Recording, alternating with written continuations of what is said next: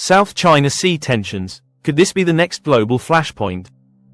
The South China Sea has long been one of the world's most contested regions. China claims nearly the entire area through its 9-dash line, despite competing claims from nations like the Philippines, Vietnam, Malaysia, Brunei, and Taiwan. The waters are rich in resources, a crucial global trade route, and strategically vital for military control. For years, tensions have simmered between China and regional powers, as well as between China and the US, which conducts freedom of navigation operations to challenge Beijing's control. But what if these tensions boil over into war? Could a regional conflict drag the world into another global crisis?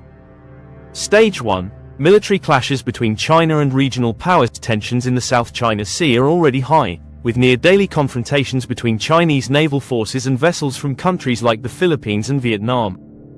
A military clash could begin in several ways.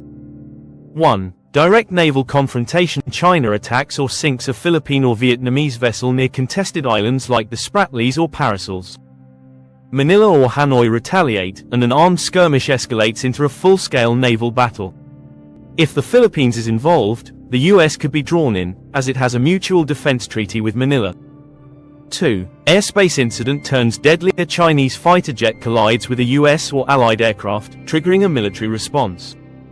If American pilots are killed, the US might strike Chinese bases in the region, escalating tensions further.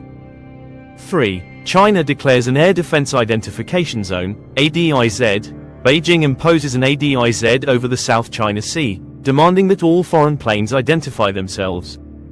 The US and allies refuse to comply, leading to potential dogfights in the air. At this stage, the conflict could remain a regional naval war, but if foreign powers get involved, the situation could quickly spiral out of control. Stage 2. US freedom of navigation operations and retaliation. The US has long opposed China's claims in the South China Sea, conducting regular freedom of navigation operations, FONOPs, by sailing warships through contested waters. If fighting breaks out, the US has several response options. 1. Increased military presence. The US deploys aircraft carriers to the region, increasing pressure on China. Japan and Australia could send naval forces to support, escalating the conflict into a broader war. 2. Limited retaliatory strikes. If China attacks a US ally, Washington might launch precision airstrikes on Chinese military installations in the South China Sea. China could respond by targeting US bases in Japan, Guam, or even Hawaii. 3. Cyber and economic warfare begins. The US and allies impose crippling sanctions on China, cutting off trade and finance. China retaliates with cyber attacks on Western banks, power grids, and communication networks. The global economy starts to collapse as supply chains are disrupted, sending inflation skyrocketing worldwide. At this stage, the conflict is no longer just a South China Sea issue, it becomes a global economic and military crisis.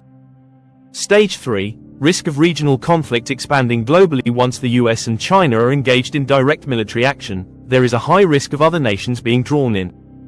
1. Full-scale war in the Pacific. Japan, Australia, and possibly India join the fight against China. China blockades Taiwan to prevent outside interference, effectively starting another warfront. North Korea sees an opportunity and attacks South Korea, leading to a second conflict. 2. Russia joins the fight. Russia, China's strategic partner, provides military support, possibly attacking NATO forces in response to Western involvement. The conflict expands into Europe, with Russia taking advantage of the chaos to escalate tensions in Ukraine or the Baltics. 3. Nuclear threats and escalation. If China faces significant losses, Beijing might threaten nuclear retaliation. The US and its allies consider using tactical nuclear weapons to prevent further Chinese expansion. A single nuclear strike could trigger an all-out nuclear war, leading to global devastation. Possible outcomes. How could this end? 1. Limited war and ceasefire. After initial clashes, diplomacy prevails, and both sides agree to de-escalate. China's expansion is halted, but tensions remain high, with continued military buildups. The world enters a new Cold War between the US and China. 2. Prolonged conflict in Asia. A regional war drags on for years, devastating Southeast Asia's economy. Global trade suffers as the South China Sea, one of the world's busiest shipping lanes, becomes a war zone. Countries are forced to choose sides, leading to a long and costly geopolitical struggle. 3. Global war and possible nuclear catastrophe. If China and the US refuse to back down, the war spreads beyond Asia, drawing in NATO and Russia. A nuclear exchange becomes a real possibility, threatening human civilization itself. Final thoughts. Can this be avoided? The South China Sea is a ticking time bomb. A small spark could ignite a conflict that drags in the world's superpowers. The key to avoiding war lies in diplomacy, strategic deterrence, and clear military red lines between China and the US. But with rising nationalism, territorial disputes, and military buildup, the question remains: is war inevitable, or can cooler heads prevail before it's too late?